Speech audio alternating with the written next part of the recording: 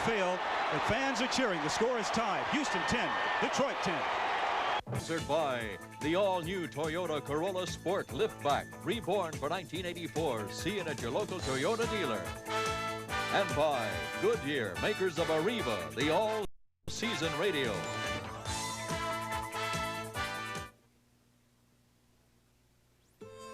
For the first time in his life, he's struggling, having a hard time in math. He needs help. He can get that help with the home computer from Texas Instruments. It has more educational cartridges than any other computer. They challenge, encourage, make learning fun. The home computer from Texas Instruments. It can give your child a head start in school that could last a lifetime. Canon's AE1 program is impressing a lot of people. For the pro photographer, it's even more advanced. And for Super Bowl champ Joe Theismann, it's even simpler to use. No matter how tough the shot, the program mode automatically sets the camera for the best possible photo. This Canon is super. The Canon AE1 program. So advanced, it's simple. Canon, the official 35mm camera of the 1984 Olympics.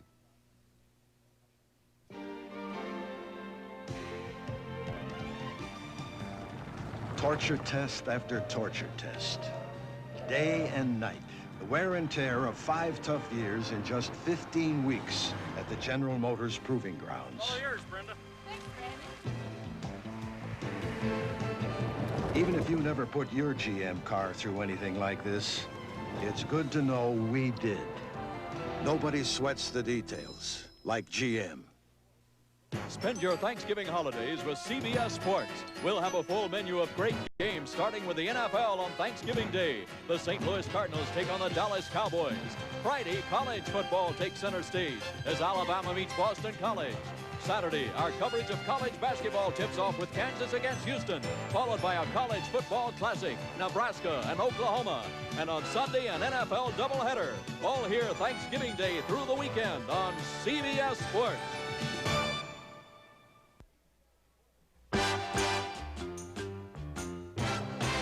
Welcome back to New York. I'm Brent Musburger with Irv Cross. Irv, Roy Green's working on a record for the Cardinals. We'll get to that story in a minute, but first the Eagles and the Bears. Soldier Field in Chicago, 2 touchdown passes. They're tied at 7. The big development as far as the Bears are concerned, Mike Ditka says Jim McMahon will be his quarterback the rest of the season. Vince Evans says maybe I'll jump leagues. But it was Ron Jaworski who got the Eagles going. Got him going quick to Mike Quick, a 47-yard touchdown pass. That's his 9th TD catch of the year, Brent. Now watch Jim McMahon dish it off. Or at least everyone thought he dished it off. Still had it.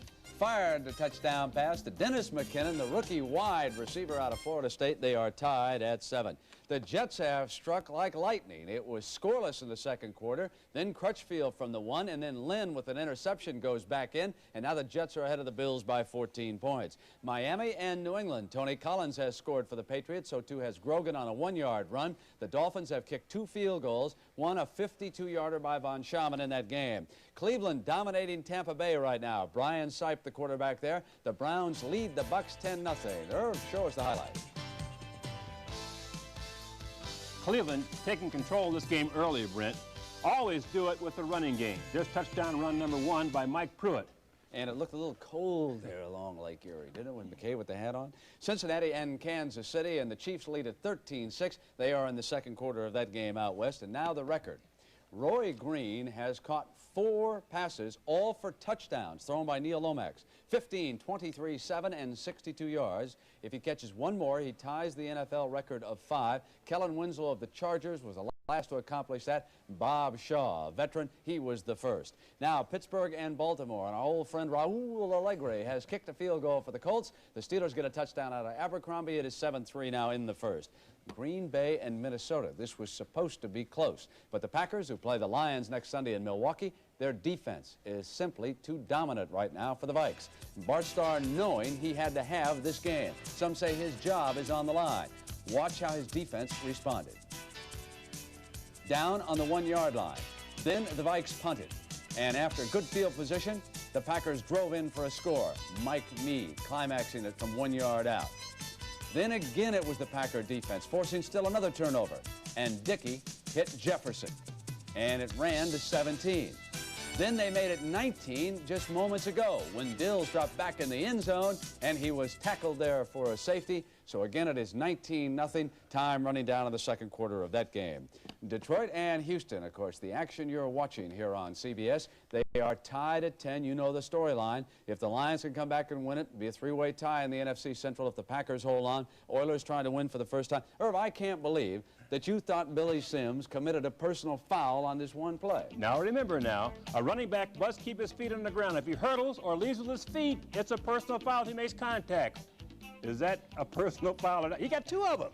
Well, they both got in his way. I mean, what's he supposed to do? Keep his feet on the ground. Huh? You defensive guys, I can't believe it. You dish out all that punishment, and then you get a little... Well, the official has to rule intent. Did he mean to hurt the guy, or did he just do it inadvertently? All right. NFL Today. We'll continue on CBS after these messages from your local stations.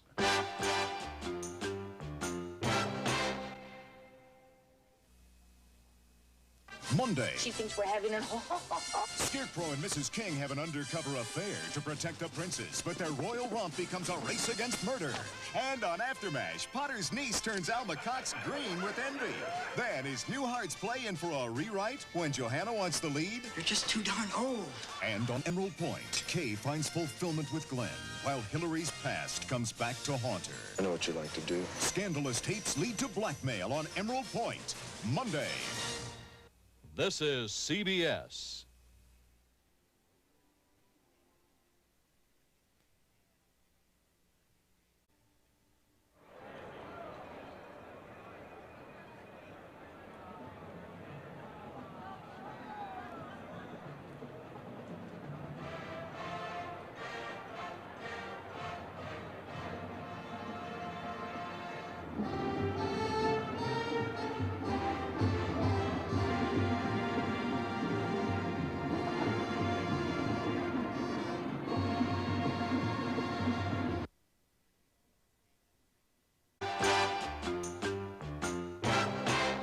Do you remember Lincoln and Lowe? No, not the fellows who wrote My Fair Lady, Camelot, and those other Broadway classics. That two-man team was Lerner and Lowe. Lincoln and Lowe are Keith Lincoln and Paul Lowe, and their performances for the Chargers back in the early years of the American Football League brought a touch of Camelot to San Diego. Their glory days are now recalled by Irv Cross in this Legends of the Game profile. The man at the desk is the Director of Alumni Relations at Washington State University. The man at the oven owns and operates Louisiana Barbecue, a fast foods restaurant in San Diego. Their lives are very different today, but back in the early 60s, Keith Lincoln and Paul Lowe worked together as the finest backfield in the American football.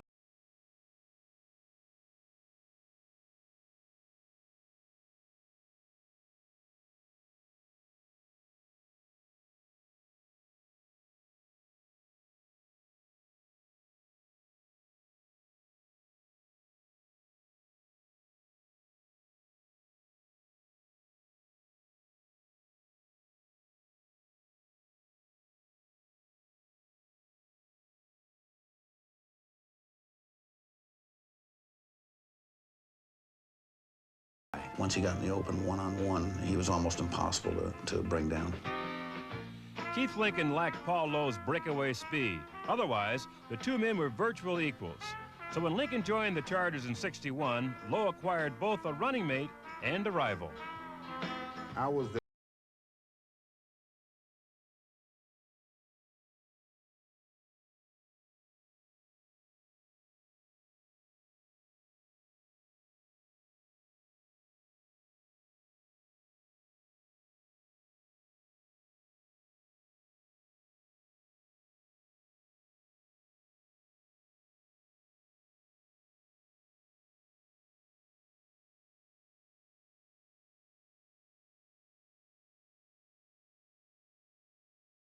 Yard season, that kind of thing, and my bottom line with him, to Paul would be something like, well, let's see, you've carried the ball 300 times and you're averaging 4.5 a carry. I've carried it 300 times, I'm averaging 6.5, so there's no argument, right, Paul? And he'd tell me something like I was more rested or whatever the situation was.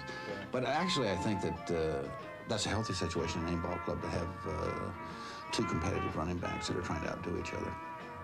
They parted as close friends and went their separate ways. Lincoln back to his alma mater in Washington State, and lo, here in a San Diego eatery. But that special chemistry that existed between them is never more than a phone call away. Hello? Hey, Keith. How you doing? Luther. Yeah. I thought you'd get in touch with me before you left town. Hey, I meant to. I tried to, but you're busy cooking ribs all the time. Luther doesn't weigh any 185 today, or... He's been eating a lot of those ribs. Okay, he's about 260 or 270. There go the profits, right? Okay, let's send you back to the stadium now and the game you're enjoying on CBS. Welcome back to the Astrodome in Houston, Texas, where the score at halftime. The Houston Oilers are tied with the Detroit Lions at 10-10. Hello again, everybody. I'm Jim Hill along with John Dockery. And John, I'm wondering your assessment of the first half because the Lions have given life to the Oilers. They certainly have, and this is an 0-10 Oiler team. If you let them up, they can beat you. Lions were worried about that. Lions, of course, fighting for a playoff spot, especially when you consider what's happening with Green Bay and Minnesota. Green Bay beating Minnesota. I think the most interesting part of today's game is the performance of the two Heisman Trophy winners, the Stars, both upset, but both playing well today. Billy Sims, 11 carries for 53 yards. Earl has carried 11 times for 21 yards. He's also caught another 30 yards in passing, both contributing. Oliver Luck playing well. And it just goes to show you what the superstars, the true superstars, will do when they are surrounded by controversy. It certainly hasn't been, yes, exactly right. It certainly hasn't been a dominant offensive game. Both defenses playing well.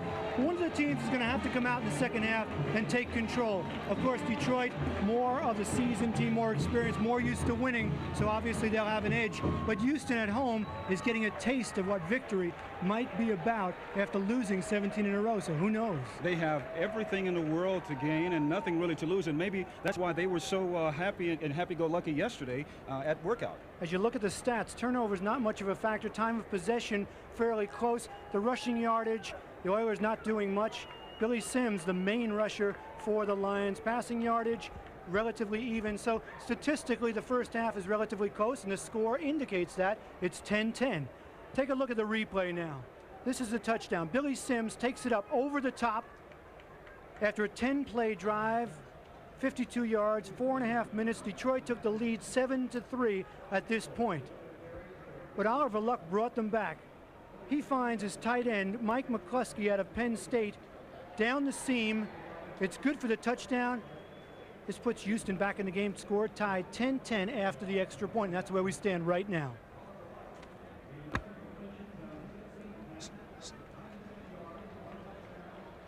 So the Detroit Lions have come back out on the field. The Houston Oilers haven't come back yet. The score 10-10 here in the Astrodome in Houston, Texas. Give me a Jimmy, it can go anywhere. GMC Jimmy, it can even go there. Give me a Jimmy, I'll work all day. GMC Jimmy, will go out and play. Give me a Jimmy to get the job done. GMC Jimmy to follow the sun. GMC, a truck you can live with.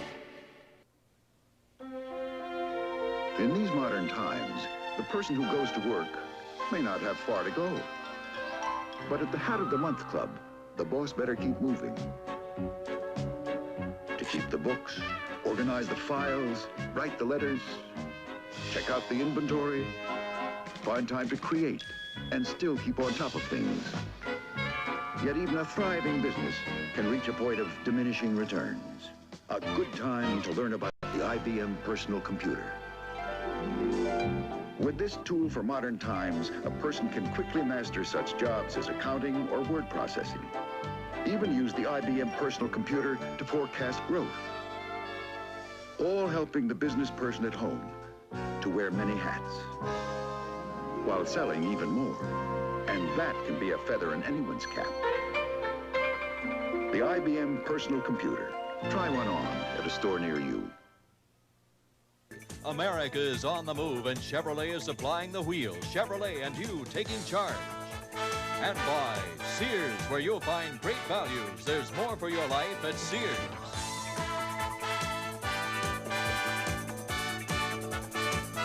Score, the Houston Oilers 10, the Detroit Lions 10.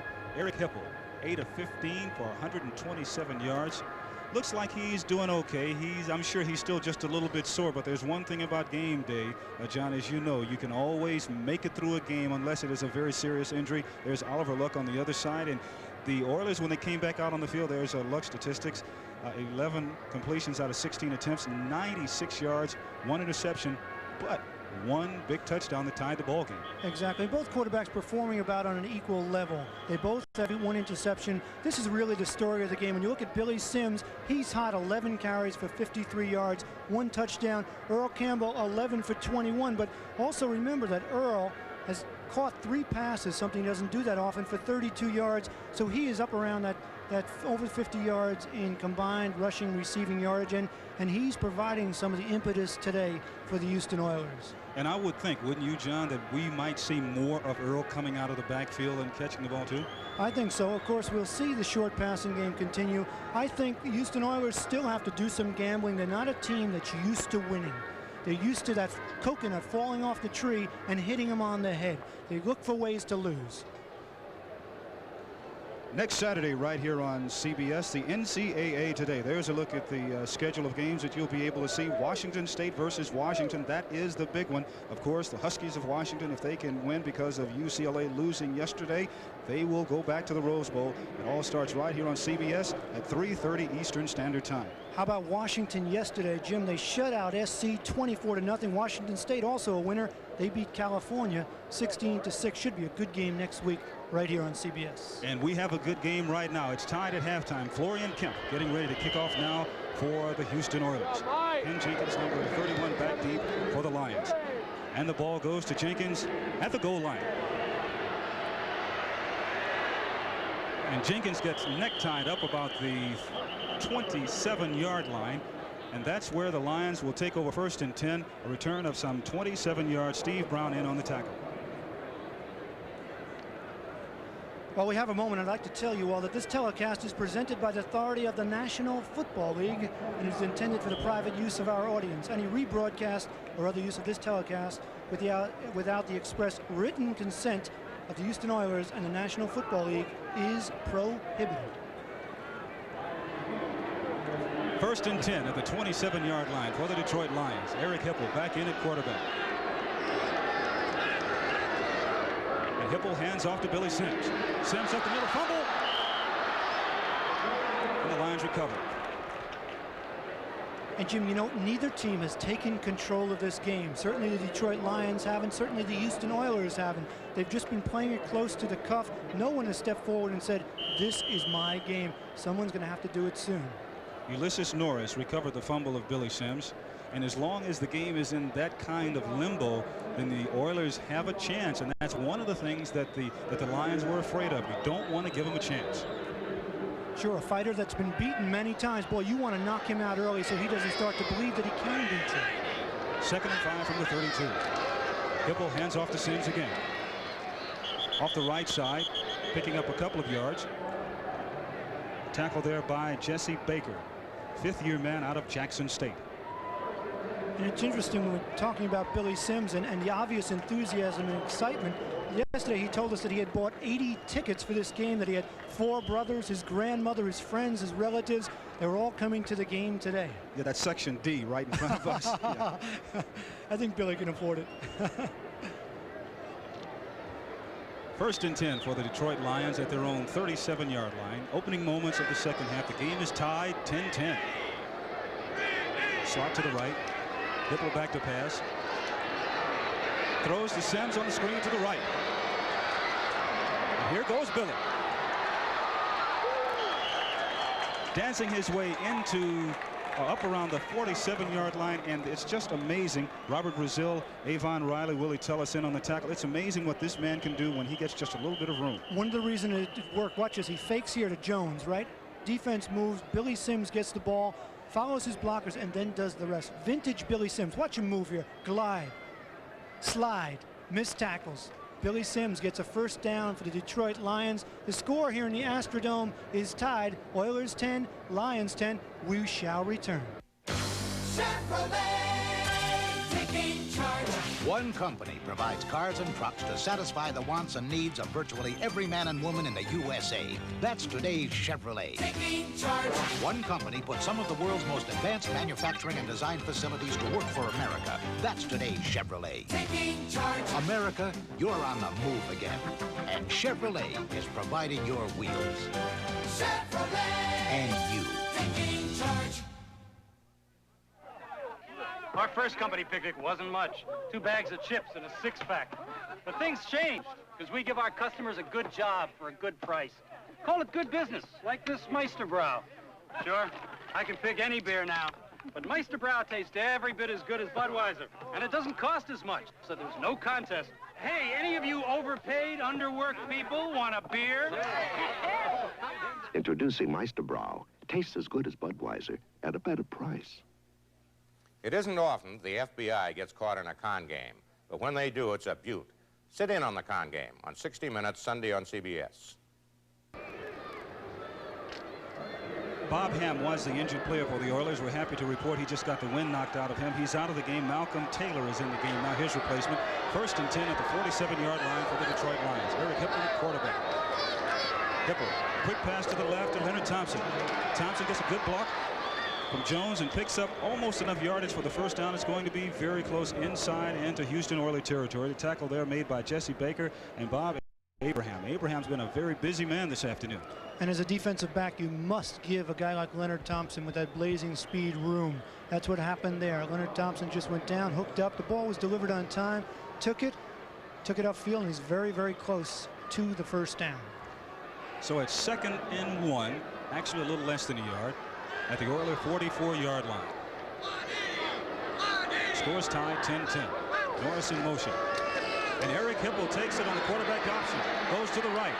Runs into a little trouble. Flag is thrown, but he picks up enough yardage for a first down, and it looks like it's going to be unnecessary roughness, John. You know how defensive players are. When they see a quarterback running with the ball, it's like throwing raw meat to a hungry shark. I mean, you just get so excited that you tend to overreact. That time, it looked like a defensive foul. Exactly right. Unnecessary roughness. That a planned play. Hipple just took the ball. Wasn't much of a fake. He just took it around the right end. He has been very successful this year running the ball. He's already here. Take a look at it right here. There's the hit. Okay, right there. You see the arm coming across. That was Keith Bostic. Number 25 on the defense. A blow to the head of the opponent. But now Hipple has come out, and Gary Danielson has gone in. We'll try and get an update, an injury report on Eric Hipple on the sidelines. But the penalty puts the ball deep in Houston Oilers territory. 1st and 10 at the Houston 23-yard line. Gary Danielson.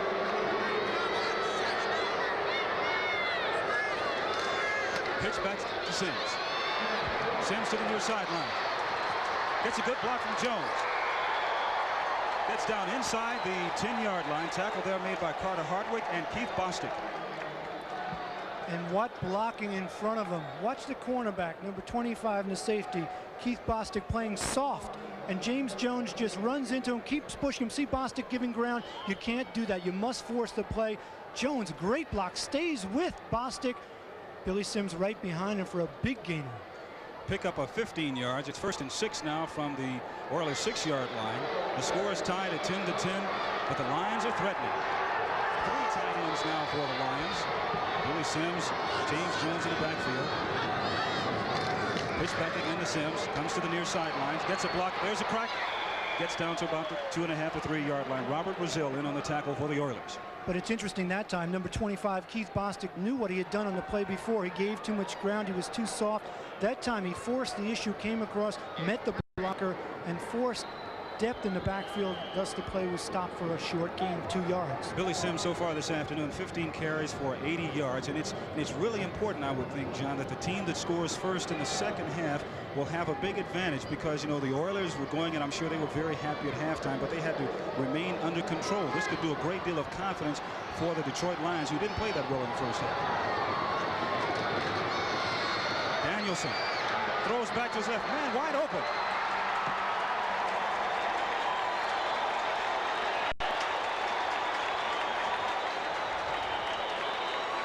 James Jones the rookie from Florida, coming out of the backfield, completely wide open, no one around him, and Detroit has scored.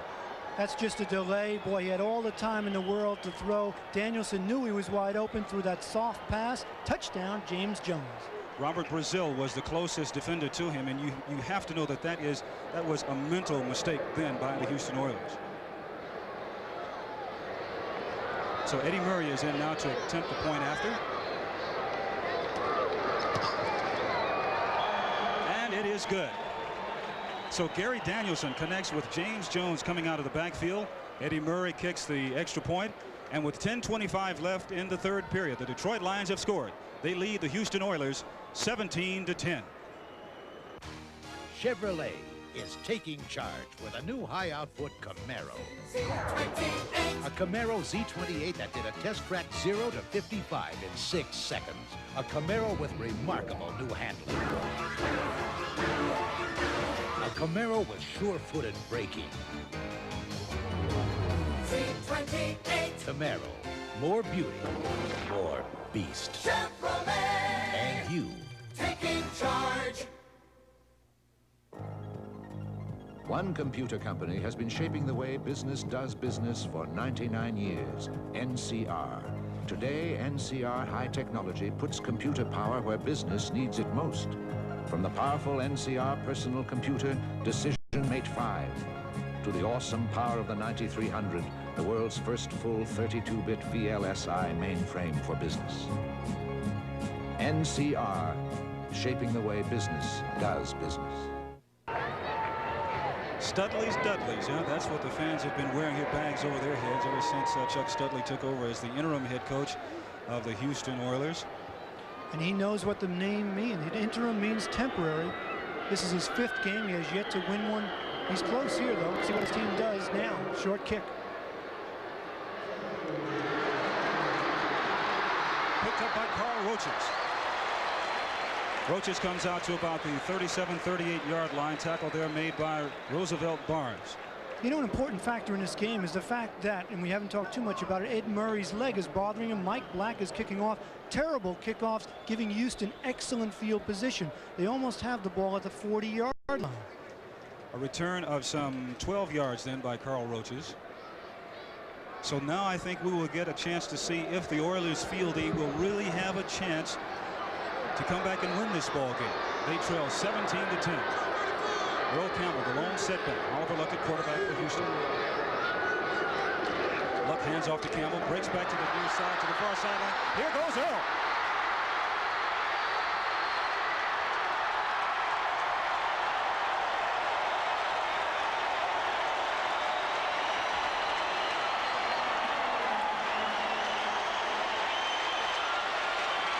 Jim, you'd never know this team was 0-10. They go down 17-10. Earl, a great cutback runner, does what he does best, and then he just takes off around the outside. Alvin Hall makes a good play, jumps on Earl right here, sizes him up along the sideline, and just jumps on his back, gets some help to take him out of bounds. What a big play, put some life back into the Houston Oilers and their fans. Campbell now 12 carries for 63 yards, the longest run of the season for the Oilers, 42 yards. 1st and 10 from the Lion, 20-yard line. 10 minutes left in the third period.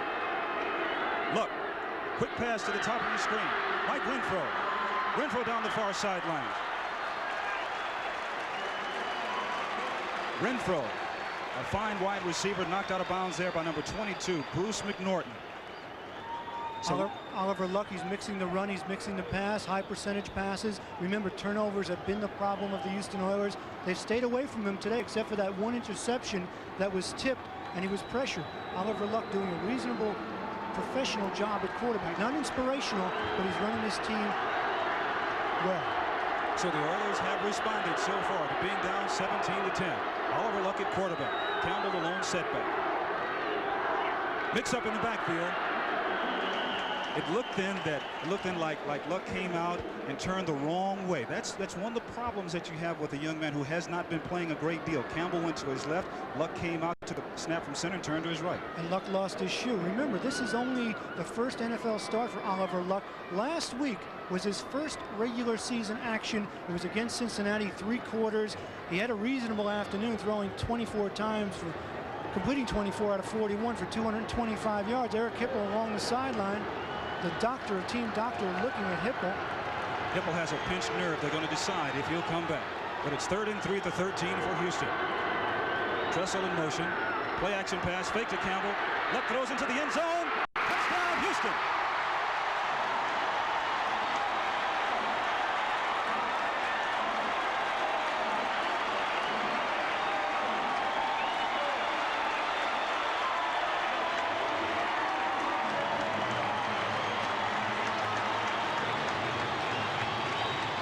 Luck going into the corner of the end zone. 13-yard touchdown pass. Dressel, number 88, runs right over Alvin Hall, pushes him out of the way. Alvin Hall, you see him on the ground right there on the right side of your screen. He was supposed to be covering Dressel. Big mismatch. Dressel 6'5", Hall only 5'10". Touchdown. Oilers back in this game. The attempt by Florian Kemp.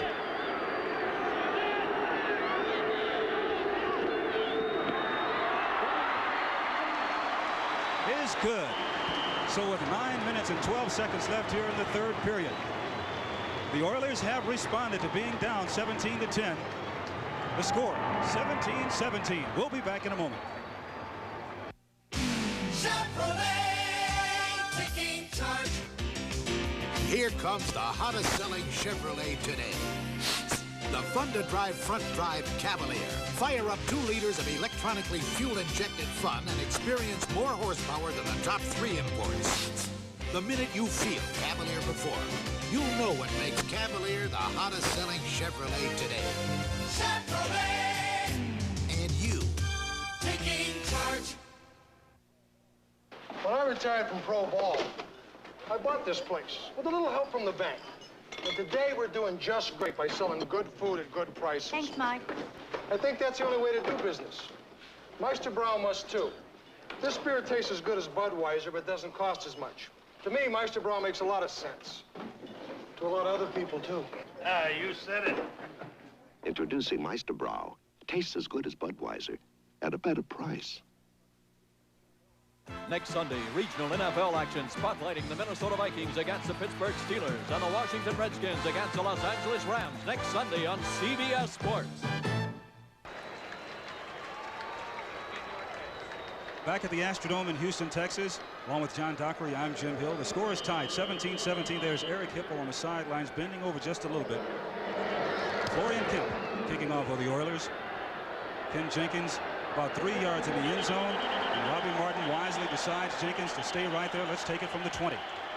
And Jim, we have a ball game. You know, Detroit goes out in front 17-10 early in the 3rd quarter. The Oilers, many people think that a team that's 0-10 folds up right away, but they don't. They go 62 yards in 4 plays, 1 minute and 13 seconds after Detroit scores. They score to tie it. Chuck Studley standing on the sidelines. However, this is not an unfamiliar situation that the Oilers find themselves in. They've been tied and into overtime 3 times so far this year and have lost all 3. 9 minutes and 5 seconds left, a long way before anything like that can happen here in the 3rd period. 1st and 10 from the 20. Gary Danielson in back to pass. Throws to Billy Sims out of the backfield. Sims gets up to about the 26-27 yard line, tackled there by Keith Bostic. And you know, when a quarterback is hurt, it's usually a devastating blow to most teams. But to the Detroit Lions, who have a backup quarterback like Gary Danielson, it's not as devastating a blow. Eric Hipple may be on the sidelines, but certainly Danielson is a good quarterback. And that's Chuck Studley signaling in the plays. And it was interesting that Chuck told us that, you know, he didn't think that he could come from behind that well because he didn't have game breakers on offense. He didn't have a game-breaking defense. Yet they've come back here. 2nd and 2 from the 27. Danielson hands off to Billy Sims, breaks to his right, cuts back to his left. It looks like he picked up enough yardage for the 1st down. Jerome Foster, number 78 is in on the tackle, rookie from Ohio State. And Billy Sims will be expected to carry the load, but now we change a little bit at quarterback with Gary Danielson. The style for the Detroit Lions. Hipple, terrific mobility and improvisational quarterback who can scramble and make things happen. Gary Danielson, more of the classic drop, but very smart, decent arm, throws the ball well to the control passing game. Billy Sims, 16 carries for 85 yards. Norris in motion, toss back to Sims, cuts back to his left.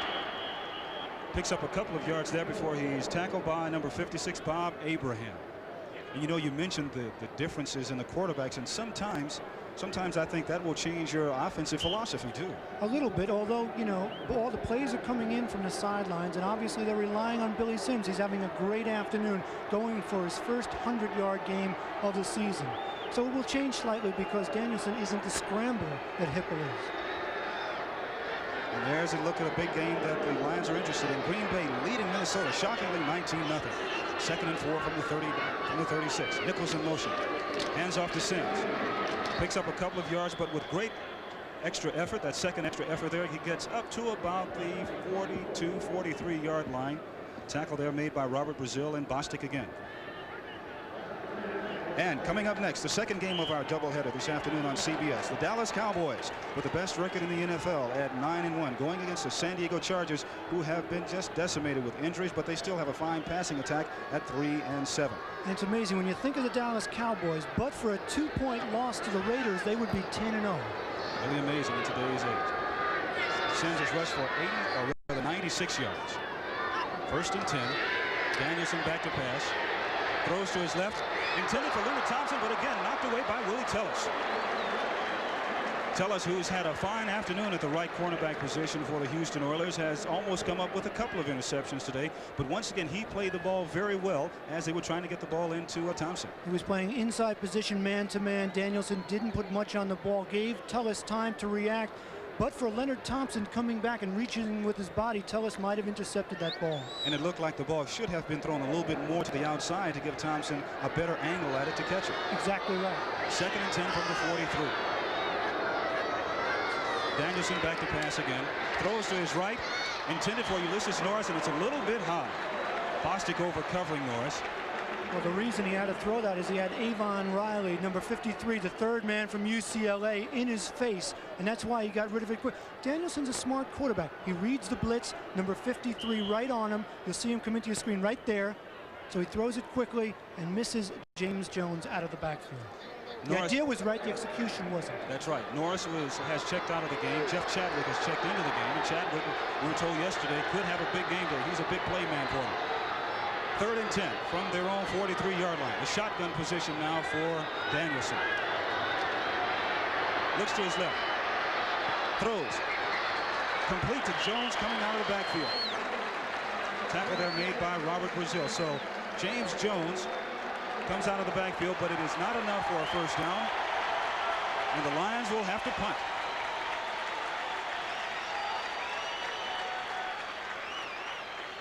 Michael Black into punt for the Detroit Lions. And it's interesting that both parts, all parts of the Houston Oilers team are contributing. The offense scoring, the defense holding the Lions, and you get a sense now they may be building some belief in themselves. We'll see what this next drive produces. The punt by Black to the near sideline. Roaches comes over and makes a fair catch at about the Oiler 15-yard line. So Carl Roaches comes over, and the Oilers will have the ball 1st and 10 at their own 15. The score is tied at 17-17. 5:25 left here in the 3rd period. Taking charge. Here comes the hottest selling Chevrolet today. The fun-to-drive front-drive Cavalier. Fire up 2 liters of electronically fuel-injected fun and experience more horsepower than the top 3 imports. The minute you feel Cavalier before, you'll know what makes Cavalier the hottest selling Chevrolet today. Chevrolet! And you, taking charge. When I retired from pro ball, I bought this place with a little help from the bank. And today we're doing just great by selling good food at good prices. Thanks, Mike. I think that's the only way to do business. Meister Brow must too. This beer tastes as good as Budweiser, but doesn't cost as much. To me, Meister Brow makes a lot of sense. To a lot of other people, too. Ah, you said it. Introducing Meister Brow. Tastes as good as Budweiser at a better price. Next Sunday, regional NFL action spotlighting the Minnesota Vikings against the Pittsburgh Steelers and the Washington Redskins against the Los Angeles Rams. Next Sunday on CBS Sports. Reach out and touch someone. So the Houston Oilers, who have lost 10 in a row this year, 17 in a row over the last 2 years, are tied with the Detroit Lions 17-17. 5:25 left here in the third period. Oliver Luck in at quarterback for the Oilers, making his first start in the NFL. Luck hands off to Earl Campbell. Campbell stumbles and falls, but he does pick up about 1.5 yards. Let's go to New York for an update with Brent Musburg on the Green Bay, Minnesota game. Jim, the Vikes were down by 19 at the half, but now they have come back. This play set up the touchdown. Because of the Packer rush, they took advantage of it. They dropped off the screen pass. Dills here to Nelson, and then Young pounded in from the 1-yard line. So now it is 19-7. Let's go back to Jim Hill. Thank you very much, Brent. 2nd and 10 here, 4:47 left. Luck play action pass to Campbell, back to pass. Throws deep down the middle, and it is complete. Complete to Timmy Smith. Smith tackled there by Bruce McNorton, but Smith is the leading receiver going into today's game with 48 receptions for the Houston Oilers, and what a fine receiver he is. He's tied with Carlos Carson of Kansas City for 4th place in receptions with 48 in the AFC. And Luck, watch Luck. He waits, and watch a punishment he takes after that being right there, but Smith holds on to the ball. Watch it again. Luck waits. He has some time.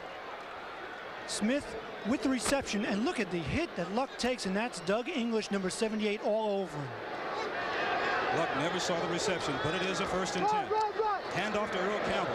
Campbell drags a couple of defenders with him as he picks up a couple of yards, fighting his way up to about the 45-yard line. Tackle there made by Curtis Green. And you get a sense that the Detroit defense is picking up the tempo a little bit, the intensity level.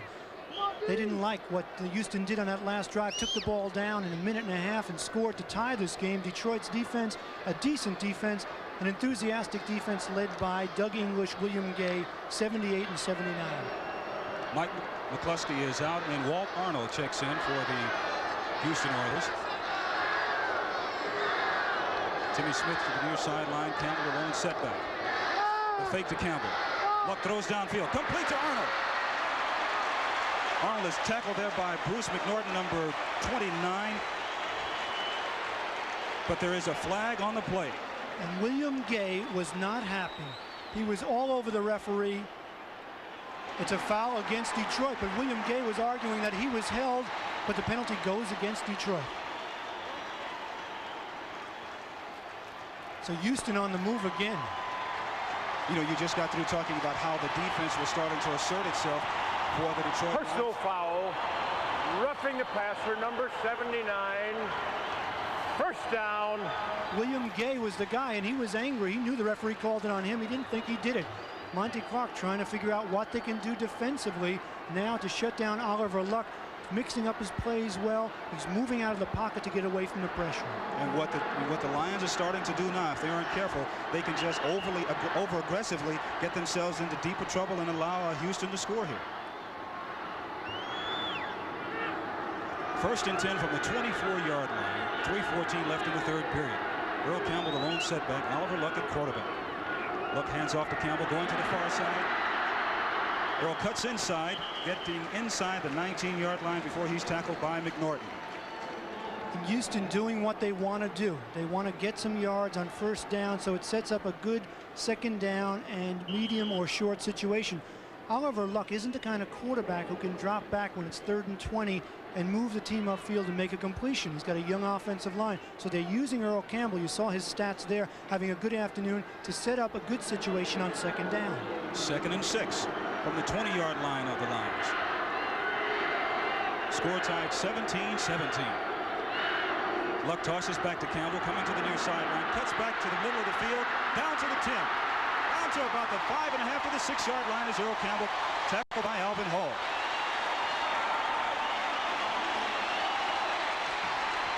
Take a look at Earl Campbell again. Takes the play. It's a one-back offense. Good against the run. It gives you an extra blocker at the line of scrimmage. Houston doing a good job. Earl running through tackles. You cannot arm tackle this man. Just barging through, almost pulls away from the last tackler for a touchdown. It's close, 5-yard line, 1st down, Houston. 15-yard pickup. Campbell has now carried 16 times for 85 yards. 1st and 5 from the 5. The Oilers are threatening to take the lead. And they give to Campbell right up the middle. He gets inside the 5, down to about the 3-yard line. We talk about the one-back offense. Earl Campbell, the big back. Of course, everybody who's watching, pro football fans, know about the Washington Redskins. That's how they went to the Super Bowl with John Riggins. Los Angeles is doing it with Eric Dickerson. Atlanta with William Andrews. And now Houston is doing it here with Earl Campbell. Making the defense play the ball at the line of scrimmage and making them do it right now. And the advantages of the one-back offense. And they're doing it with their fine offensive line up front. Munchak, Carter, Matthews, and Salem up front for the Oilers. And Studley told us yesterday they are a good offensive line. And they're proving it so far. 2nd and 3 from the 3. Larry Moriarty.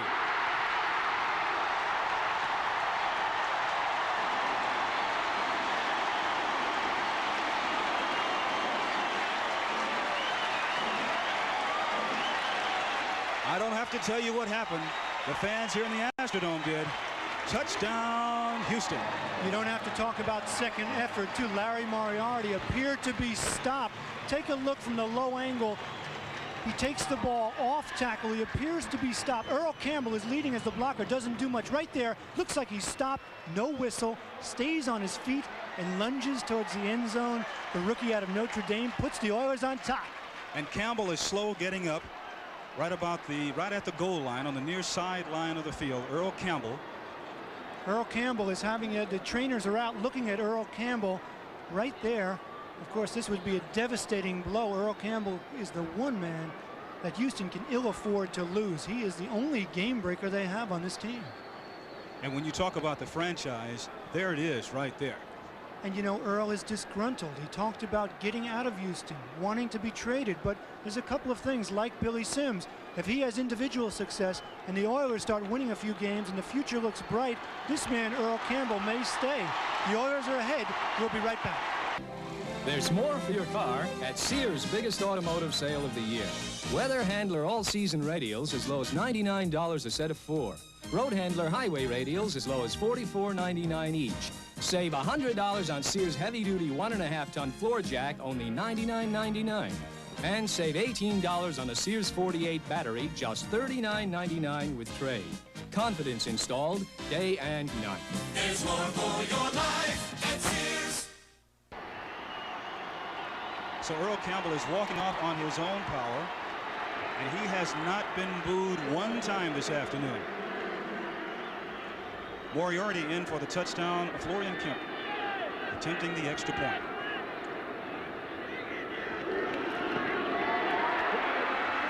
And it is good. So Larry Moriarty bulls his way in for the score. Florian Kemp kicks the extra point. And with 1 minute and 1 second left in the 3rd period, the Houston Oilers have responded. They lead the Detroit Lions by 7, 24-17.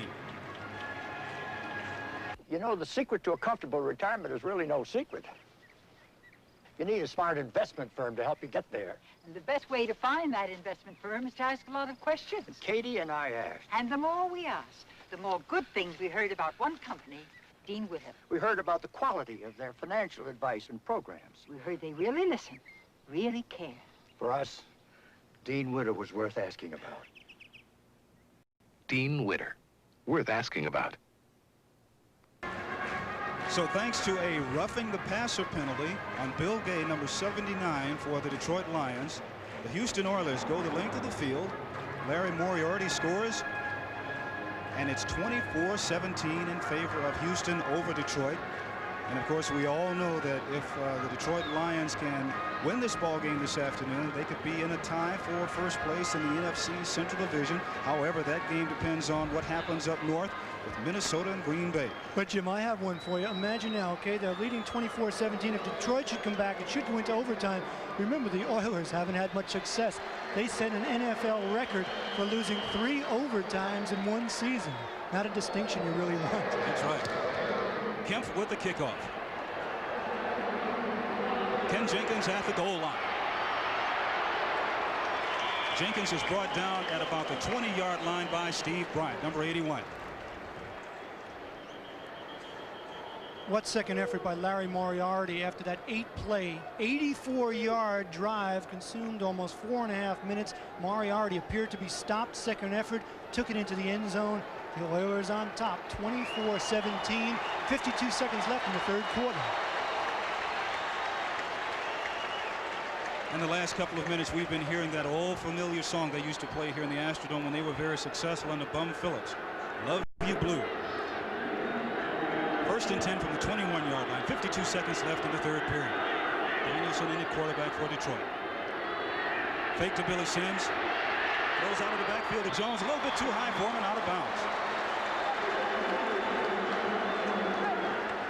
So Gary Danielson faked to Billy Sims up the middle. Tried to hit James Jones coming out of the backfield. Robert Brazil over on the coverage for the Oilers. And this is some turnaround from last year for the last week for the Houston Oilers, who were embarrassed by Cincinnati, losing by 41 points. Chuck Studley said it was an embarrassment. Of course, the Lions, thinking playoff, and the way the game is going between Green Bay and Minnesota, they could be tied for a three-way tie, but they're losing at the moment. Slot to the right. Danielson in at quarterback, and he's back to pass. Looking to his right. And then he's sacked.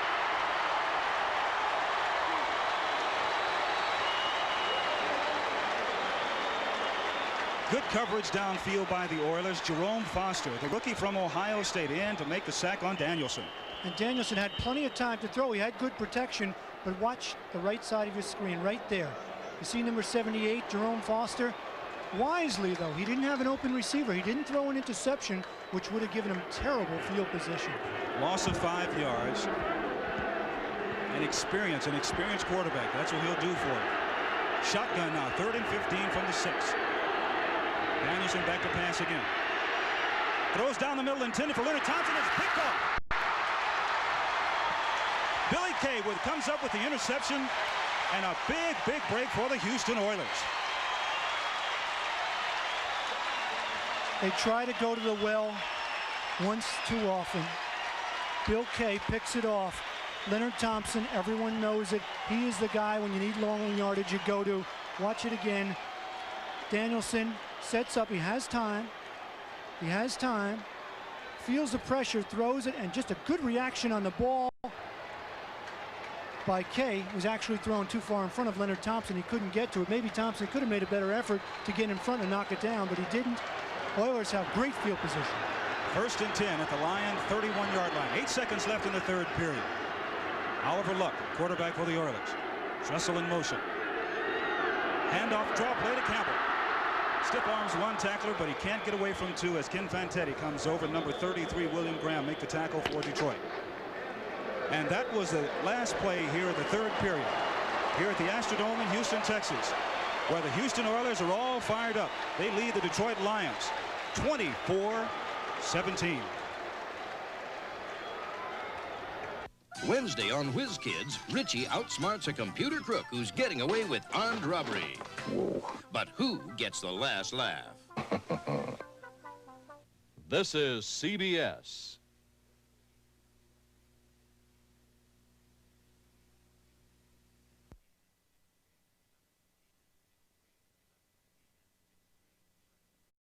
Football League is sponsored by Ford and your Ford dealer. Have you driven a Ford lately? And by Miller High Life. Welcome to Miller Time. And Eric Hipple is warming up for the Lions. 2nd and 9 at the 30-yard line, the beginning of the 4th and final period. And Jim Hill with John Dockery. The Oilers lead it. Luck back to pass. Throws down the near sidelines. A turn up and back. Winford fighting his way out to about the 12-yard line, and there's a flag. I think this flag's going to be on Jimmy Williams for a late hit. What a terrific adjustment by Renfro. McNorton was covering him on the inside. He never saw the ball. Renfro came over the top, actually made body contact, held on to the ball, and then the frustration of Detroit came out. Personal foul against the Lions.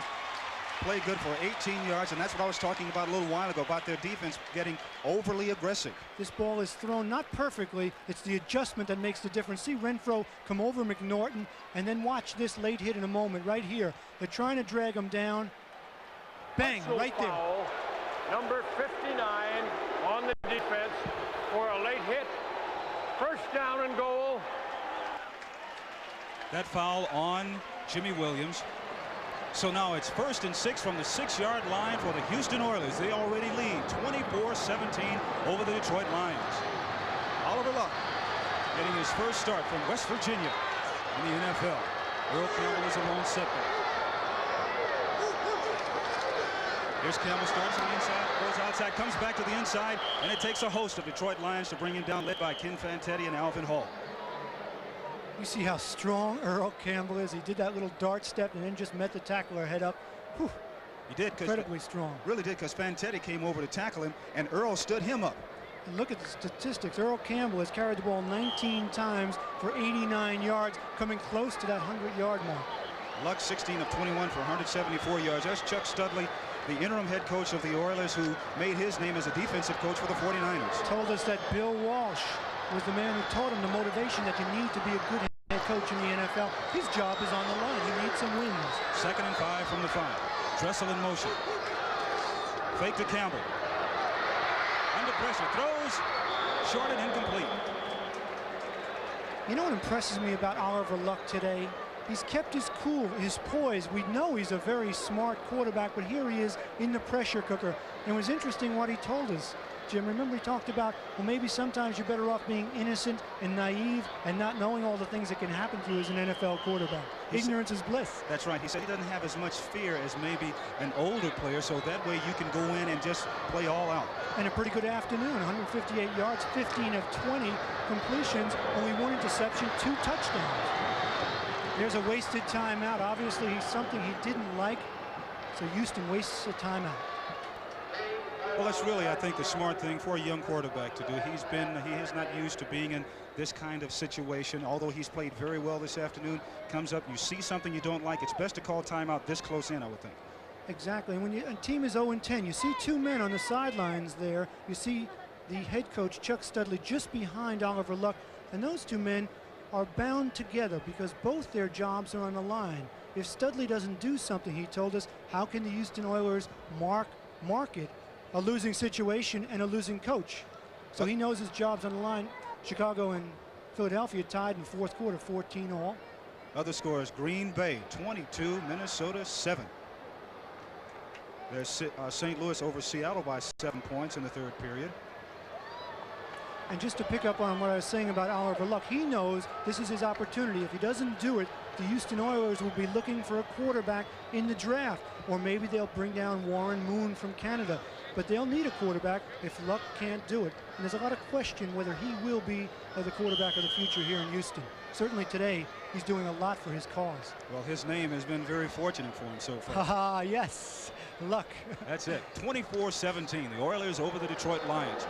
3rd and 5 from the 5-yard line, the opening moment of the 4th period. Earl Campbell, a lone setback for the Oilers. Luck back to pass. Throws towards the end zone, and it is complete. Complete to Timmy Smith. Smith, number 83, makes a reception about the 5-yard line, tackled by William Graham. Doesn't mean much. William Graham made a good play and got there right away, so it really doesn't mean much. It'll be 4th down. The field goal team will come out, and the Oilers will see if they can go up by 10 points. Important, though, for Detroit there to keep them out of the end zone, if only psychologically. And important for Detroit to get, like you said, to hold them. But important for Houston to get something on the board because they haven't been in this position much this year. Florian Kemp in to attempt a field goal for Houston. It'll be an attempt of it'll be about the 11.5, 22.5, 21.5 yards.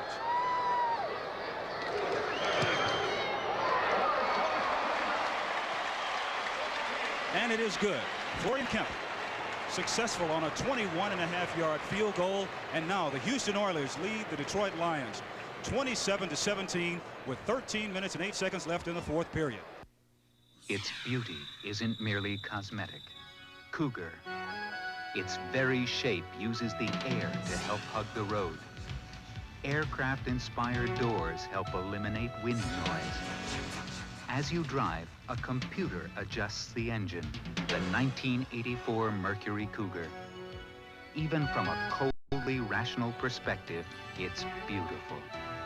Mercury Cougar, a more enlightened approach. Devlin, Biggest game of the year, and you couldn't get tickets. Welcome to Miller Town. You didn't. It's all yours and it's all mine. Bring your thirsty self right here. The rich, smooth taste of Miller beer is what you have in mind. Welcome to Miller Time. Welcome to the rich, smooth taste of Miller High Life. The Houston Oilers leading the Detroit Lions 27-17 in the fourth period. We talked about it earlier. They were playing the role of spoilers. They're also trying not to tie the record. In 1972-73, when Houston lost 18 straight, this Houston team hasn't won in 17 outings, so Houston's trying to avoid that kind of embarrassment. Florian Kemp ready to kick off. Ken Jenkins and Robbie Martin deep for the Lions. And it comes to Jenkins at about the 3. Jenkins finds a hole and gets his way up to about the 29-yard line, and that's where the Lions will take over 1st and 10. Willie Tellis in on the tackle. Willie's had a very busy afternoon. And Jim, if you look closely, you'll see Eric Hipple back in the game at quarterback. Gary Danielson obviously not able to move the team. They're looking for that inspiration of Eric Hipple. And Hipple, you know, we talk about quarterbacks and how tough they are. We get word from the sidelines that he has a pinched nerve, but he knows he has to be in the ball game because he is their #1 quarterback. This is put-up time. Remember, they have a shot at being tied for the division lead in the NFC Central. We've said it before. That is the motivation. 10 of 17 for 146 yards this afternoon for Hipple. Billy Sims and James Jones in the backfield. A handoff to Sims. Here he comes to the near sideline. Sims tries to run over Steve Brown. Picks up about 7.5, 8 yards. What an excellent block by Mark Nichols on the crackback to allow Billy Sims to get some extra yardage. I don't think you'll see the Detroit Lions panic. They're a team that has won 4 of their last 5 games. They're in their comfort zone. They can come from behind. I think you'll see them run Billy Sims. They'll throw a smart pass here and there as Danielson and Monty Clark plan the strategy along the sidelines. Sims, 19 carries, 105 yards. First 100-yard game of the season for Billy Sims. And here comes Jones behind Sims. Sims hits a block for him, and Jones gets enough yardage, just enough for the first down. Avon Riley in on the tackle for Houston. We're in the fourth quarter, Jim. We have over 12 minutes left. They trail by 10 points. They're going to get the ball 3 or 4 more times. All they have to do is convert on a couple of those possessions and hold Houston, and they can win this game. And Houston, in a way, is out of their comfort zone. They haven't won 10 in 10 games this season. They lost 7 last year. There are guys on this field for Houston who have never won a pro game. And you know that there has to be some thought going in the back of their mind. Are we good enough to play? So far this afternoon, they're trying to prove it. Sims fumbles. Ball bouncing around, and looks like Billy got it back.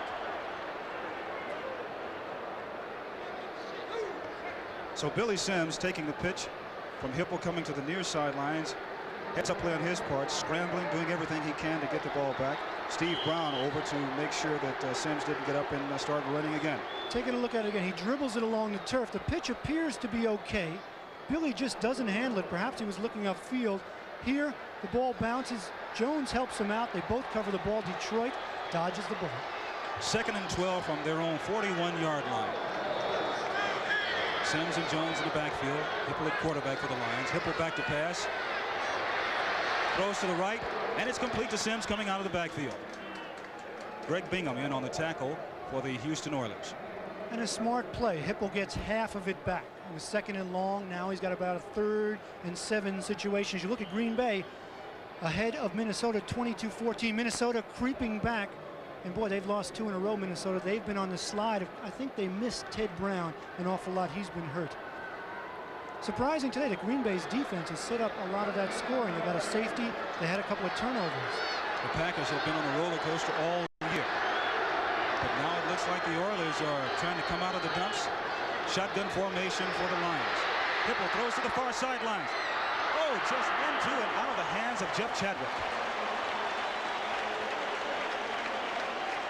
Hipple not very happy. Jeff Chadwick, a very sure-handed receiver. Many people are comparing him to Chris Collinsworth. And now let's get to New York. Brent Musburger, are you there for an update? Brent Musburger, are you there with an update? Here's how the Vikings are creeping back. Watch the effort by Ricky Young. The Packer defense appeared to have him, but the Vikes still trail it by 8. Let's go back to John and Jim Hill. Thank you very much, Brent. 4th down and 7 at the 46-yard line. Punt formation for the Lions. Michael Black comes up to hit it, and it's partially blocked. The ball was partially blocked by number 50, Hunt. Darrell Hunt partially blocked that punt of Michael Black. What's interesting, Jim, is that he leans this direction as though he's going to try to kick out of bounds over here. Hunt gets a hand on the ball, but it gets a Detroit roll. The Oilers lead 27-17. They have the ball here in the Astrodome. Stand by for the test. 10-4. Safety isn't something that anyone can adequately discuss in 30 seconds. Mercury Topaz recognizes that reality. As impressive as it may be that this Topaz can safely handle this stringent government test, it's just one of many safety standards that Topaz has either met or surpassed. We invite you to discover the total approach in more detail in this free 20-page book, the 1984 Mercury Topaz, a more enlightened approach. A Christmas gift from Radio Shack. I kept hinting to my wife that I wanted the Radio Shack TRS-80 Model 100 computer for Christmas. I told her it was simple to use anywhere, and that its built-in programs could help me organize and keep track of appointments and personal files, do word processing, or send important information to my office, even after hours. I told her it was a breakthrough in personal productivity. He was so subtle. The portable TRS-80 Model 100, $7.99, only at Radio Shack. NCAA basketball returns to CBS Sports as Larry Brown makes his Kansas coaching debut against last year's runner-up Houston in 2 weeks on CBS Sports. With 10 minutes and 33 seconds left in the final period, I'm Jim Hill with John Dockery. The Oilers lead the Lions 27-17. First and 10 at their own 25. Oliver Luck hands off to Earl Campbell. Campbell heads to the right side of his offensive line, picking up a couple of yards. Mike Fanning in for the Detroit Lions is in on the tackle. You know, if you're smart, you run away from the big guys. Number 79, Gay. Okay, Doug English, number 78. And that's exactly what they're doing. Earl Campbell is running the other way because that's where Harvey Salem, number 73, the big rookie from Cal Berkeley, 6'6", 264, is working against Curtis Green, who's only 250. 2nd and 7 from the 28. Slot formation to the near side. Luck hands off to Campbell, again going to the right side. This time picking up about 1.5 yards. That's the strategy. One of the problems and one of the things Detroit was worrying about is number 62 in blue, Curtis Green, a third-year man out of Alabama State, not that big against a huge offensive tackle. And of course Earl Campbell 240 pounds behind him. So that's what Houston's trying to do. Monty Clark looking at that chart, trying to figure out how his defense can shut down the Oilers. Now get that ball back, get it in this game. Campbell 21 carries for 93 yards this afternoon. 3rd and 5 from the 30. 9 minutes and 20 seconds left in the 4th period. Luck back to pass. Rolling to his left. Looks downfield. He can run. Picks up enough yardage for the first down before he's tackled there by Bruce McNorton. Also, Mike Munchak had a great block there for the Houston Oilers on offense. This is the reason Oliver Luck is the quarterback of the Houston Oilers. He's got good mobility. His offensive line washes the defense down totally. He has wide open green space.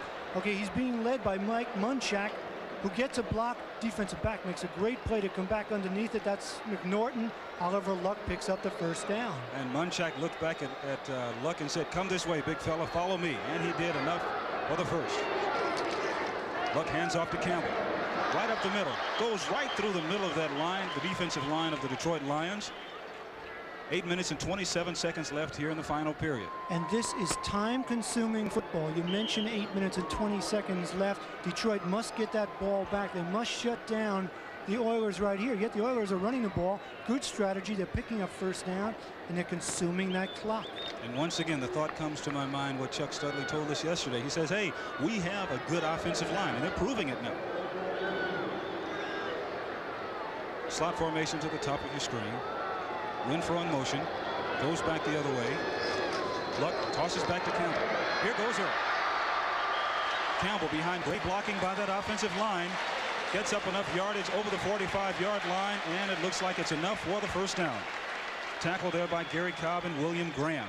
And we have both big running backs in this game now over 100 yards rushing. Earl Campbell just went over it on that carry. He now has carried the ball 23 times for 104 yards. And that's right, the offensive line, it's young. They're hoping to build around it.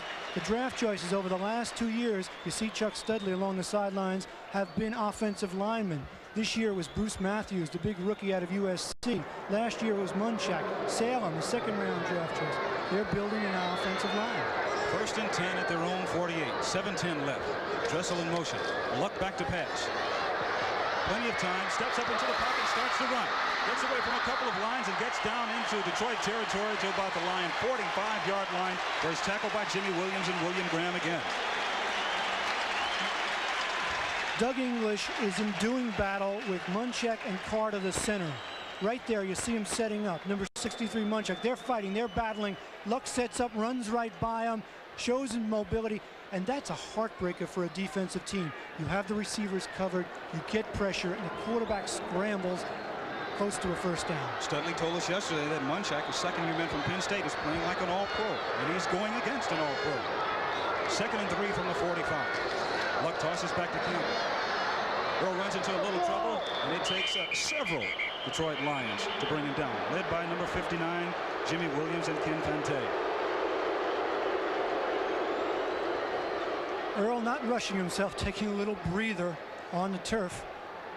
You know, so much has been said this week about Earl Campbell, John, and we talked to him yesterday, and he's a very philosophical young man. He knows exactly what's going to happen in his life, and he knows that football is not the end, but it is just the beginning for him. It's really part of his life, and he realizes that. And Monty Clark must be wondering, where is the consistency in this team? We won 4 out of 5, but last week against the Giants, we had problems. We're having big problems here today against the Oilers. 3rd and 4 from the 46. Dressel in motion. Luck back to pass. Throws to the near sidelines. Complete to Mike Renfro.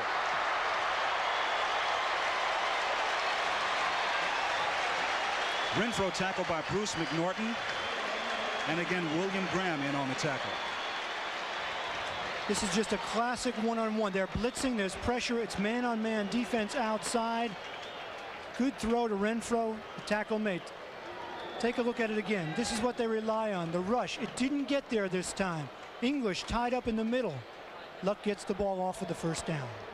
An 11-yard completion. 1st and 10 from the Lion 35-yard line. 4:55 left in the game. Oliver Luck at quarterback. Hands off to Campbell, up the middle. Tackle there by Doug English. There's still some fight left in this Detroit defense. It's a good one, as we said. They have solid linebackers, a good front four, a young secondary. 3 of the guys only in their 2nd year. Alvin Hall, the man who is the oldest in 3 years of service. They took a gamble last time. They blitzed. Luck was able to get the completion. Of course, that puts pressure on the secondary. We're in man-to-man coverage, but they must gamble to get the ball back, Jim. Look at the time left. Only 4 minutes left in this game. 4 minutes and 10 seconds left. 2nd and 10 from the 35. Smith in motion. The toss back to Earl. He goes to the right. Breaks up right around the scrimmage. Flag is thrown. Inside the 30-yard line of the Detroit Lions is Earl Campbell. Holding against Houston. And that's one of the few times this afternoon that Houston has made a mistake to be penalized on. Turnovers have not been their problem this afternoon. It's been their problems most of the year. Also, the quarterback hasn't been sacked. As you look at Nielsen and Chuck Studley along the side, a big game for Studley. Offensive holding, number 74. So Bruce Matthews, first-round draft choice out of USC, was called for holding. 6'4", 269. Let me just put it in perspective. 4 minutes left. Detroit is down by 10 points. It's all or nothing. They must come and get Luck. Situation like this, you might see a draw, a screen, something safe. But if I were Detroit, boy, I'd send everybody after and make something happen. 4 minutes left. 2nd and 20 from the 45-yard line for the Houston Oilers. Campbell the lone setback. Dressel in motion, goes back the other way. Luck's back to pass. Looks down the middle. Throws to the far sideline. Intended for Timmy Smith, but back there covering was 53 Gary Cobb, Roosevelt Barnes. You have to like Oliver Luck, a man with a sense of humor coming into a situation where the team is deadly. They didn't win a game in 10 games. And I said to Oliver, remember yesterday we talked to him, we said, Oliver, listen, what pass do you throw best? I expected him to say something like, well, the turn in like that one. He said, I don't know, I haven't thrown enough yet. Well, he's thrown enough this afternoon, and he's done a great job. 3 minutes and 54 seconds left in the final period. We're talking about Luck, 18 of 25 for 187 yards, 1 interception, and 2 big touchdowns. 3rd and 20 from the 45-yard line. Luck back to pass again. Throws deep down the middle. Into and out of the hands of Mike Renfro, and he is hit. Renfro hit by William Graham and Dan Wagner, and that is what we as defensive backs call a hospital ball. When you throw something that high and that deep down the middle, the receiver knows he's going to get whacked. Exactly. And Renfro might have had his shot. The ball is fairly well thrown, a little bit high. But if you ever thought you wanted to be a receiver in the NFL, just take a look at this.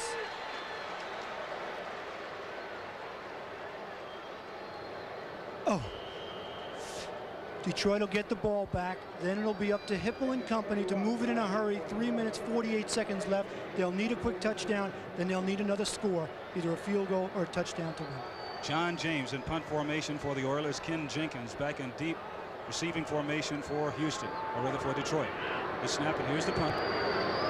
Angling towards the far sidelines and going out of bounds, and let's see where the officials mark it.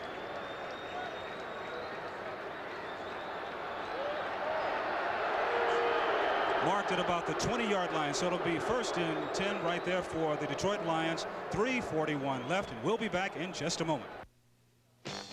You're gonna love it.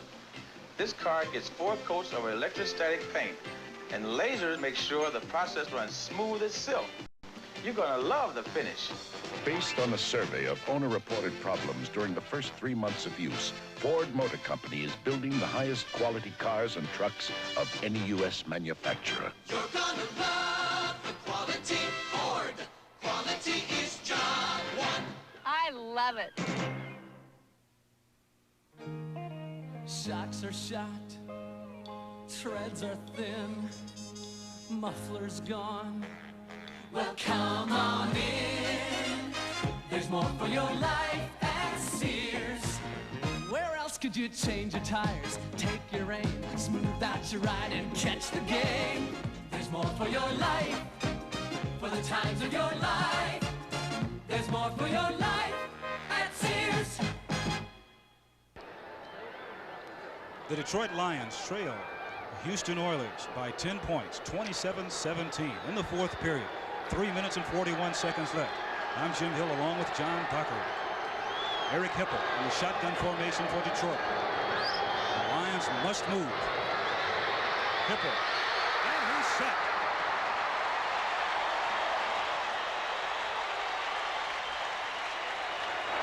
Malcolm Taylor and Jerome Foster giving each other the high five. They go in and drop Eric Hipple. Take a look at it again. Hipple has some time. Ham is putting pressure on from the outside, but he's driven out. Finally, from the backside, there you see it, the sack. Lions are in deep trouble, deep in their territory. Hipple now 11 of 19 for 151 yards. 3:22 left. Hipple in the shotgun formation. Flags are thrown. Coming out of the backfield is Billy Sims, and he's tackled at about the 16.5-yard line. Tackled there by Bill Kay. Looked like there was a little bit of confusion on the part of the Detroit Lions. And I was thinking a little while ago, John, it looks like the Lions slowly but surely are coming apart at the seams. And that's the call. It's against the Lions. It looked like Jesse Baker, the right end for Houston, number 75, might have jumped a little bit.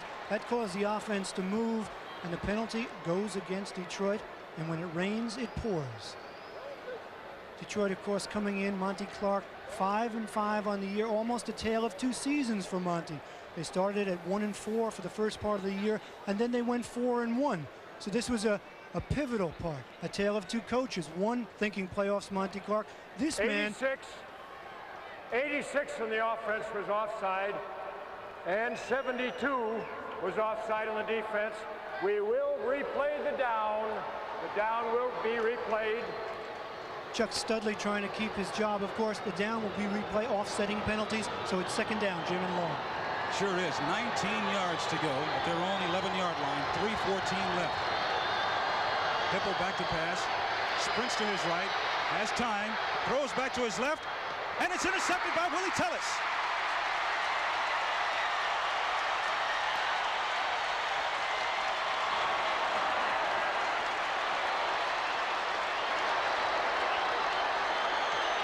Willie Tellis, who's had such a marvelous afternoon today, comes up with the interception. He's been brilliant defensively, and Billy Sims he's just fit to be tied. He can't believe what's going on out there. Billy Sims, Tullis the happy man. Billy Sims is beside himself.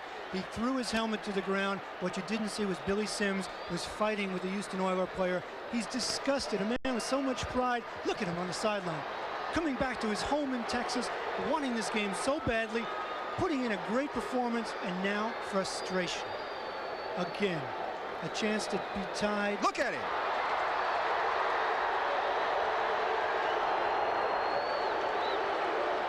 And you never know what goes through a mind of an athlete like that, because this kind of frustration could be something, a determining factor that Billy would say, hey, listen, I just may think of leaving. You hate to see something like that happen. You would hate to see Billy Sims leave a team and go someplace else from the Detroit Lions standpoint. But he is a very angry young man. And so much, you're so right, because individual and collective success would have encouraged Billy Sims to stay in Detroit. I'm not saying he won't stay in Detroit, but his options are a trade, the new league, or staying with Detroit. If they win and have a chance to be a good team in playoffs, Billy'd be more likely to stay. Right now, he's an angry, unhappy man. Detroit trails by 10. Hey, what'd I tell you? Bobby Allison's favored. Gentlemen, start your engines. Welcome to Miller Time. It's all yours, and it's all mine. Bring your thirsty self right here. The rich, smooth taste of Miller beer is what you have in mind.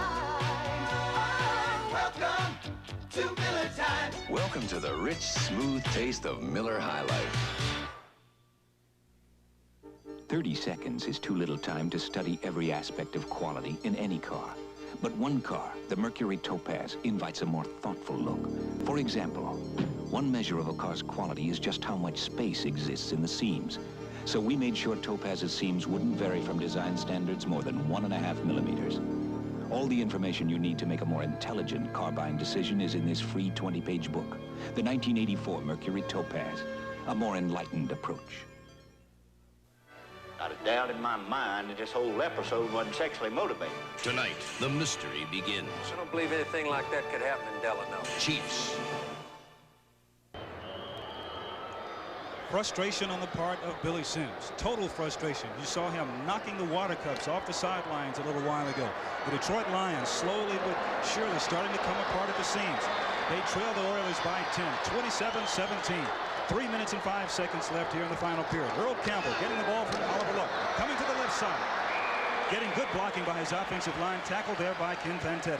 It's really a tale of two great backs. Earl Campbell well over 100 yards now, carrying the load for the Houston Oilers. Of course, Oliver Luck played well. Billy Sims did everything in the world he could do this afternoon, carrying the ball for 20 times for 105 yards. He caught passes for another bunch of yards. But boy, he's on the short end. One happy back, one unhappy back. Earl Campbell, 108 yards on 26 carries. Billy Sims, over 100 yards, but it's not doing much good. And I think one of the reasons why Billy is so upset is, being the great back that he is, he wants the ball more. He knows this is the put up or shut up time. He wants it in his hands. That's what you want from your great people. And he also said after last week, if the team, the Detroit Lions, won't showcase me, I'll showcase myself. He did everything he could today, but now the Lions, they came in at 5-5. They were hoping for a tie in that Central Division. If it goes the way it's going right now, they're going to leave here at 5-6, and there'll be a couple of games back as we take a look at some other scores around the NFL. How about that one? The Jets leading Buffalo 17-14 in the fourth period. Tampa Bay trailing Cleveland 20-0 also in the final period. Seattle and St. Louis. It's St. Louis over the Seattle Seahawks 31-28. But here in the Astrodome, It is 27-17. The Oilers leading the Detroit Lions, and the Oilers have the ball in Lion territory. 2nd and 5 from the Lion 32-yard line. Campbell and Moriarty in the backfield for Houston. Luck hands off to Campbell. Campbell going to the right side. Tackle there by Fantetti, who's been all over the place this afternoon for the Detroit Lions. Detroit quickly calls another timeout, and when you look at this game, I mean, Houston coming in 0-17 over the last year and a half, wanting to get off the snide, wanting to win a game, just to relieve that pain. It looks like they're going to do it today, and Oliver Luck has been the man to carry him there. And when you look at Oliver Luck, he's not an overwhelming specimen as a quarterback, but such a bright quarterback. At West Virginia, he had that 3.9 grade point average, but for a B in calculus as a freshman, he would have 4.0, and that's what he's done this afternoon. He's mixed his plays well, he's used Earl Campbell effectively, and he's stymied Monty Clark and the defense of the Detroit Lions. 2 minutes and 38 seconds left here in the final period. Of course, next and we're told that, John, that the scoreboard clock here is broken, so the time will be kept on the field. Time will be kept on the field, and that really adds to the frustration and the pressure on the Detroit Lions, because the quarterback cannot look up at the clock and see exactly how much time is left. He has to take some of his time now to turn and run to some of the officials and ask them how much time is left. Well, I think it's pretty obvious what the Houston Oilers are going to do. They're going to run the ball. They're going to force Detroit to use their timeouts, run out that clock, and walk away with their first victory in 7 to 18 games. You know, we were at the Oiler training facility yesterday, and when we walked away, we both wondered, this is the happiest losing locker room we've ever seen. The guys just were laughing and joking, and they had the stereo up. It's hard to read football teams. And here's the result this afternoon. But in fairness to them, what we said way back early in the show, they lost 3 games in overtime. They played well against the Pittsburgh Steelers, only losing by 7 points. So today they played well, and it looks like they're going to walk away with a victory. Earl Campbell losing a couple of yards, tackled by Curtis Green and Bruce McNorton. The Houston Oilers 27, the Detroit Lions 17. Detroit have requested their 3rd team timeout. A tough day for Detroit, obviously looking for the playoff, also looking not to be the team that loses to the worst team in the NFL. That looks like it's going to happen. But Jim, they'll still have a chance in that Central Division. I mean, they play Green Bay at Green Bay next week. They play Minnesota 2 weeks after that. They play Tampa Bay to end the season. So they have some games in the Central Division. It's not over for Detroit, but this was a tough blow for them this afternoon to lose a game that they should have won.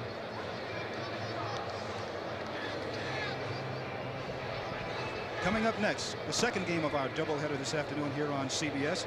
Don't forget, featuring the Dallas Cowboys with the best record in the NFL at 9-1, taking on the San Diego Chargers with the NFL's best passing offense. That's coming up next right here on CBS.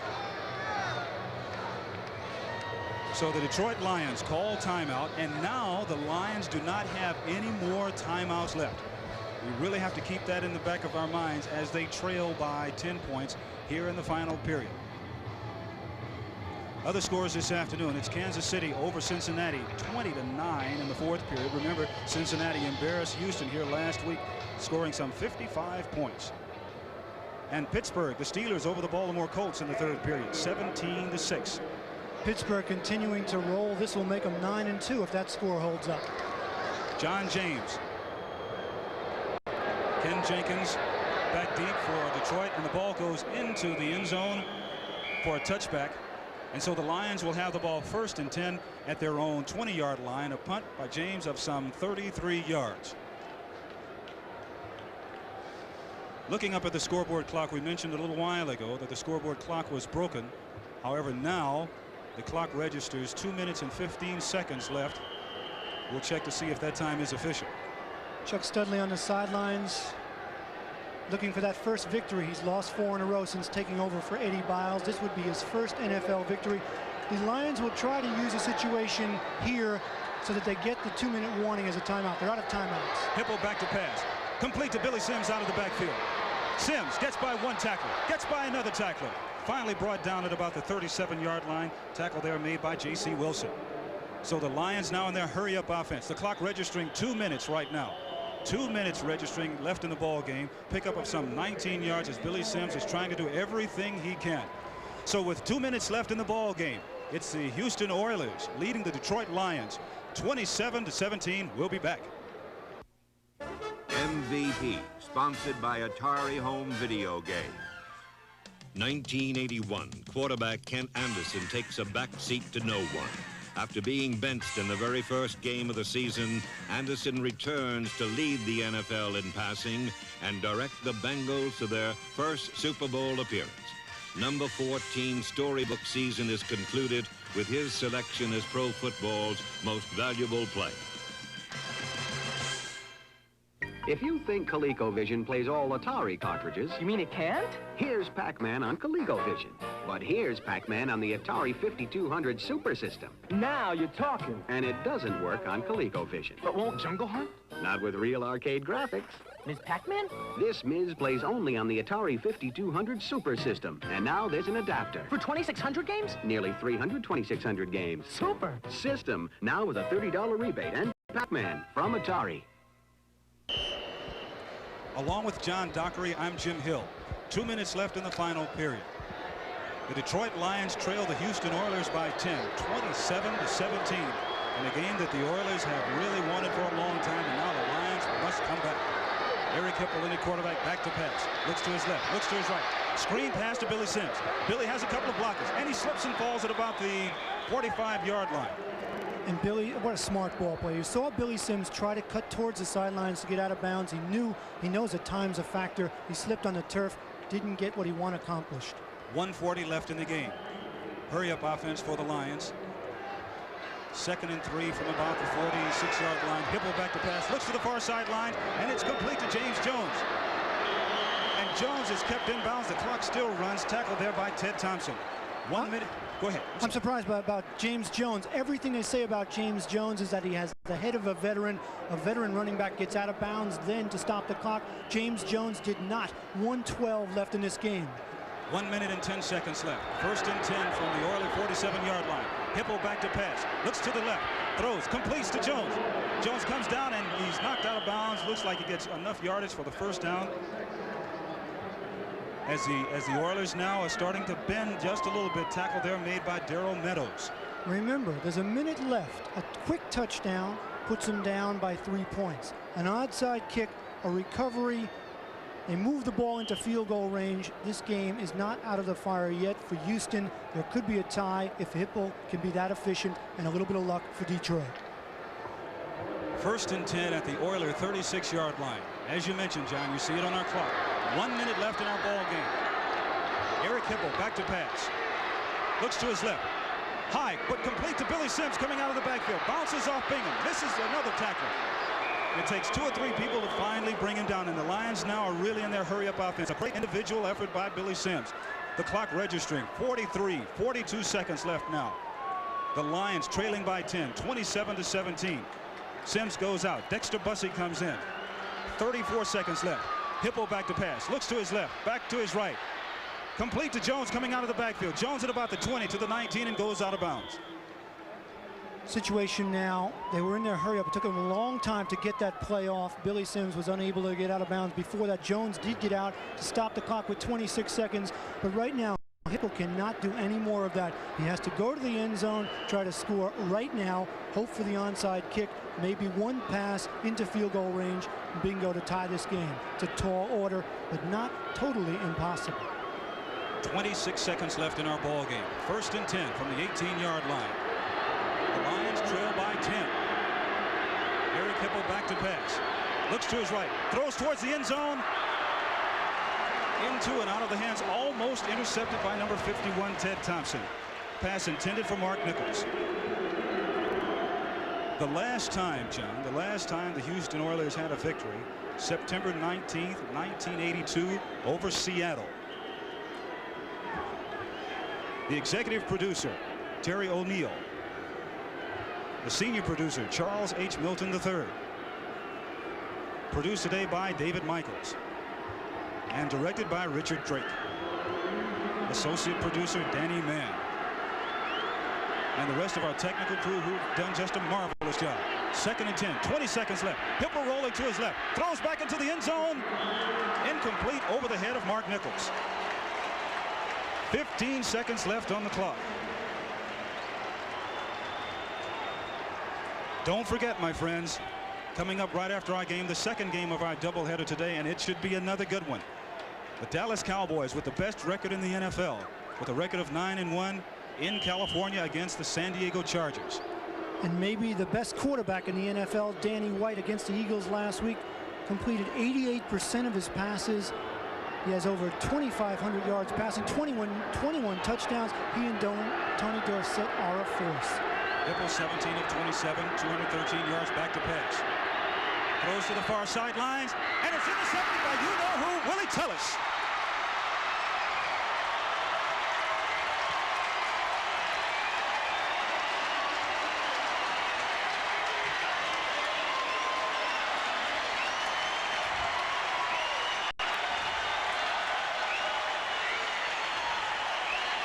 Eric Hipple, a desperation pass, picked off by Willie Tellis.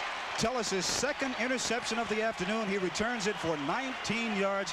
And after going to the well for so many times and finding it dry, it looks like Houston will finally strike oil and hit a gusher.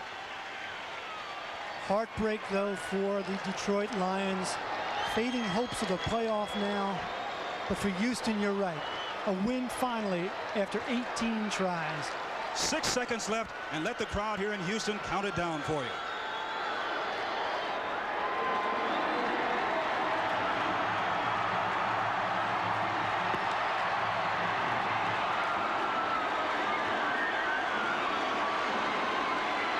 And that's the end of our ball game. Where the final score, the Houston Oilers defeating the Detroit Lions 27-17.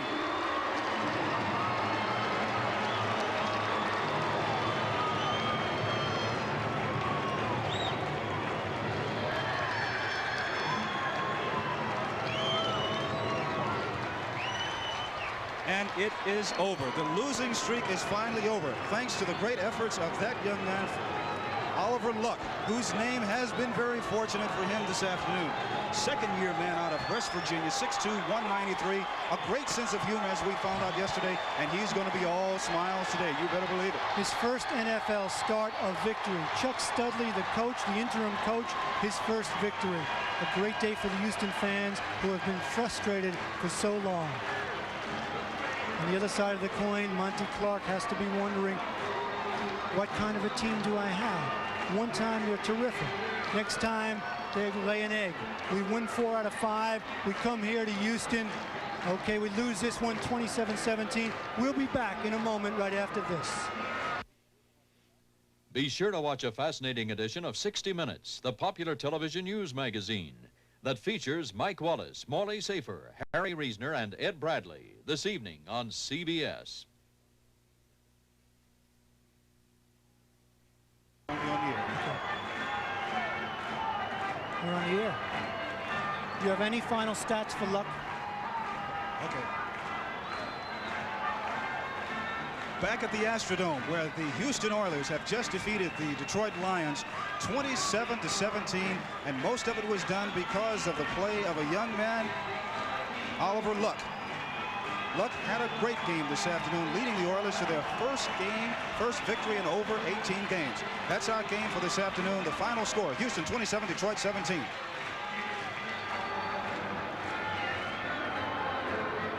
Now United flies to Tokyo from more top U.S. business centers.